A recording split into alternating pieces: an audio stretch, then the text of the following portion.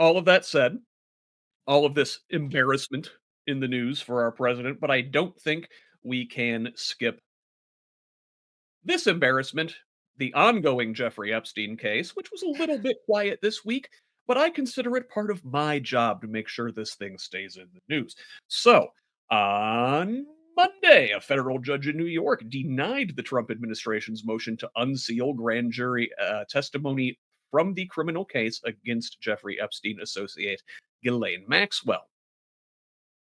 U.S. District Judge Paul Engelmeyer smacked down the administration, saying the transcripts would, quote, not reveal new information of any consequence. Its entire premise that the Maxwell grand jury materials would bring to light meaningful new information about Epstein and Maxwell's crimes or the government's investigation into them is demonstrably false, he wrote.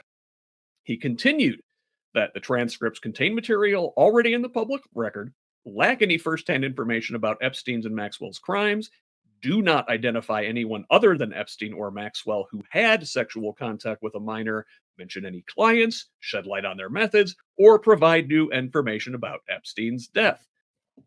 Insofar as the motion to unseal implies that the grand jury materials are an untapped mine lode of undisclosed information about Epstein or Maxwell or Confederates, they are definitely not that.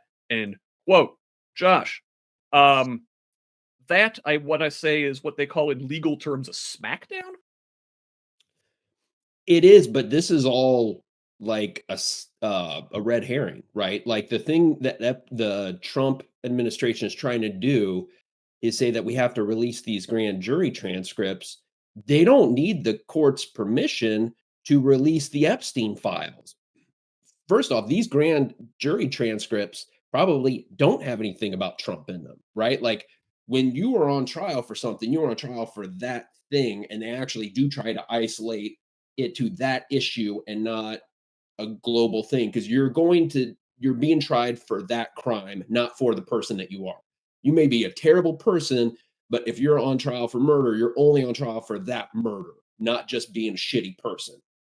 There's probably no reference to Trump in the grand jury transcripts. That's why they want him released. So they can go, aha, no Trump. Never mind the fact that apparently the the FBI has already presented like what over 1,000 references to him, like in the files. Like if they wanted to release Epstein files, they could release them. They don't want to release the Epstein files, so they're trying to find a way to release something about Epstein that won't have Trump in it, so they can go, look, see, never happened, despite the fact that there's an absurd amount of photos and videos of the two together. Yeah, yeah, 100%. This thing is definitely a distraction, a diversion. Well, hey, look over here. We've got a thing. Look, no Trump in the files. But look at what they're distracting from. So, also this week in this case, a claim circulated online that a federal prison in Texas cleared Jeffrey Epstein associated and convicted sex offender Ghislaine Maxwell to leave the facility on work release. This claim came from a Substack post by Allison Gill. That's Mueller, she wrote, the owner of an independent podcast network and a former government employee. So Gill's post included screenshots of what she claimed was Maxwell's Bureau of Prisons record that showed a custody level that implied Maxwell was allowed to leave prison to work. Snopes could not independently verify Gill's screenshots because they used an anonymous source. However, a Bureau of Prison spokesperson says the agency could not vouch for the screenshot's authenticity.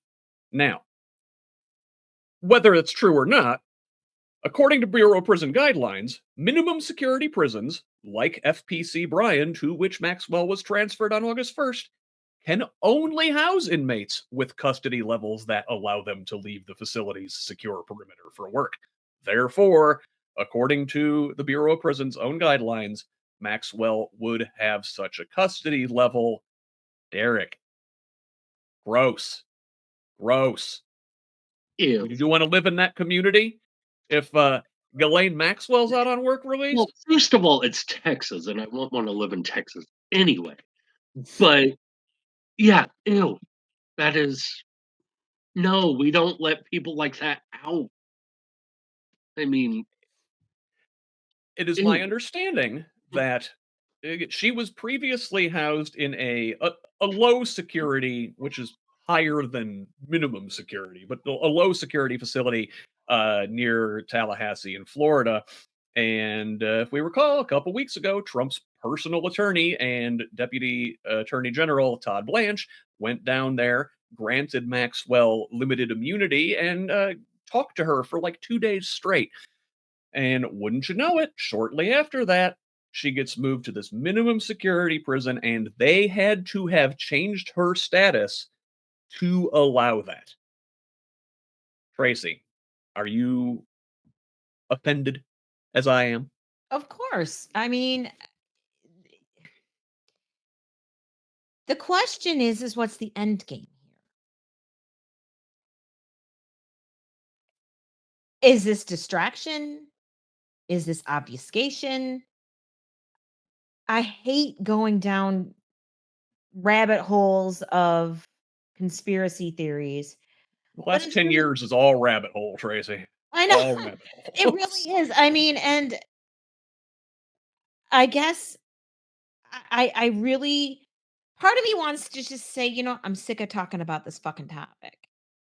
But the other part, because the more we do, the more it just plays right into Trump's entire end game of distract and while look over here while he's over here playing around doing whatever he wishes. Um, it also makes me wonder what new fresh hell Trump is over here doing that he's trying to really distract us from.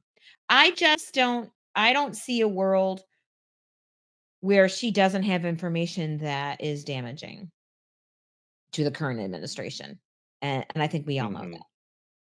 I mean, yeah, we know Epstein and Trump were besties for like a decade, and we know that Trump appears in those files over 1,000 times. You can't say that this her being transferred and having her status downgraded to minimum security is anything other than a gift to her for either not saying something about Trump, saying Trump was never nowhere to be seen. Maybe she throws Democrats under the bus. Maybe she gets set up for a pardon or early release. I mean, it certainly looks like it's headed that way. And my only hope is that this case stays in the spotlight, and the MAGA contingent who are upset about this actually revolt against their daddy. Well, see, though, this thing is, Scott, is like because it seems, I mean, I know we're talking about it here, but I'm not really seeing MAGAs going ballistic about this. And that's what I'm concerned about. Like, it has this issue. I mean, I know we're all very excited about this because it is a chink in his armor, but will it remain that way the more loony it gets like this? Like, are they going to Yeah, care? I would like to hope again. It's maybe it doesn't break the coalition entirely, but maybe it peels off enough where it's going to have some electoral Yeah. consequences.